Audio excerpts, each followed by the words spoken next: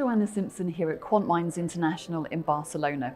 Joining me now is Peter Harfers, Chief Data Scientist at Ravenpack. Thank you very much for joining me today. If I could just start by asking you, how are you finding the conference so far? The conference is great. I mean, Quant Minds is always an interesting conference to attend, and of course it's great that it's here in Barcelona as well. Enjoying the weather outside as well when the possibilities are there. But I think generally there's been some very interesting talks that I've really enjoyed, and it's great to meet up with the quant community across Europe here in one location to have some interesting conversations. And just tell me a little bit about why NLP technology is so important to investors. I think NLP has proven itself over the last 20 years to be an important toolkit, as a tool to have in your toolkit, because it allows investors to move on beyond more traditional data like market data or fundamental data, which comes already somewhat structured. But there's so much data out there that comes unstructured, like news and transcripts and social media for that matter, that you can suddenly allow yourself to tap into and try to find new alpha opportunities. So it is one of the areas that allow investors to try and find new interesting ways of creating alpha or to manage risk. And NLP plays a key role in being able to structure and extract information from textual content. And Ravenpack has been known for measuring sentiment and classifying events across news, transcripts and filings data. However, recently you launched a new product in partnership with LinkUp, analysing job postings from corporate websites. What business problem are you targeting with that data set? I mean, it's a very rich data set, so there are a lot of problems you can address with it. But it comes very much down to trying to get a window into company performance, whether you measure that as business growth or financial health, is obviously different ways of looking at it, but you could also start to get an idea of perhaps a company's innovation roadmap, or also get an idea of strategic sort of decisions that they're looking to make. We have partnered up with LinkUp recently to take their deep archives of job postings data and sort of run our NLP engine on top of that to produce job analytics. And one of the benefits that we have had or that we have seen partnering with LinkUp is that it's a company that has been around for 20 years, so they have deep historical archives available. So we have 15 years of data available, and that amounts to more than 200 million job posts that we can go in and analyze. And there are some very interesting things that you can extract from it.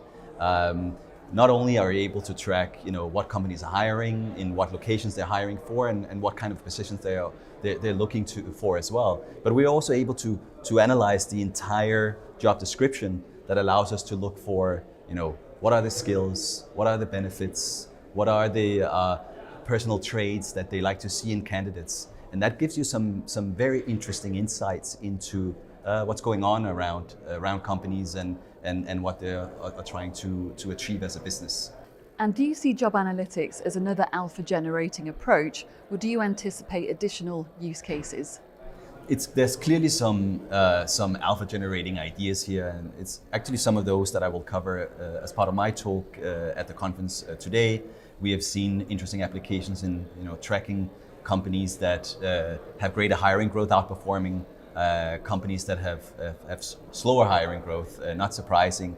But what we've also seen is that you can generate alpha from looking at a cleaner version of that signal by looking at top positions. What are the positions that are most attractive across an entire sector, and sort of look at the hiring growth just within that top position. So for instance, if you're an engineering company, it matters more if you hire more engineers than if you hire more receptionists or more, let's call it admin staff. So these are things that you can track.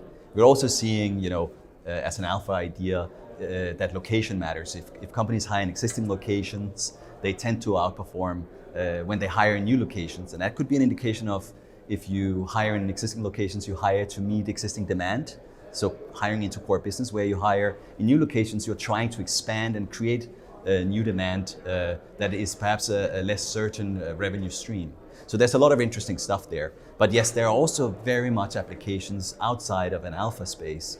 We are seeing a lot of interest from corporates also sort of quant or data science team from corporate clients that wants to track more business intelligence related stuff. What's going on, or what are the competitors doing? Are they starting to look for profiles that has sort of certain skills that could indicate what their innovation roadmap looks like, and whether we need to sort of move in this space too. For instance, are they investing a lot in diabetes development, or are they adding a lot of blockchain experts or quantum computing experts, or whatever it might be, depending on the sector. Those are very interesting applications that we're seeing in the marketplace. And we're also seeing, more from a macro perspective, right? What's really going on in the economy? We may start to roll it up and saying, what are the sectors that tends to hire or slow down? We see, for instance, the technology sector is hit quite bad from not just a layoff perspective, but what you can get from jobs data is that it's often a leading indicator, because the first thing you do is to stop hiring as opposed to firing. And so therefore it's quite powerful from that perspective. But we're also seeing, you can track if it takes longer for companies to hire, that can give you an idea of where the negotiation power sits. Does it sit with the employee, or does it sit with the employer? Of course, if it starts to take longer, it may tilt more towards the employee and put further pressure on salaries in already a high inflation environment. But if we start to see sort of job postings length becoming faster, it may be a good indication of perhaps some salary pressure lifting because it moves more towards the company and their negotiation power. Interesting insights. Peter Harfers, thank you very much for your time.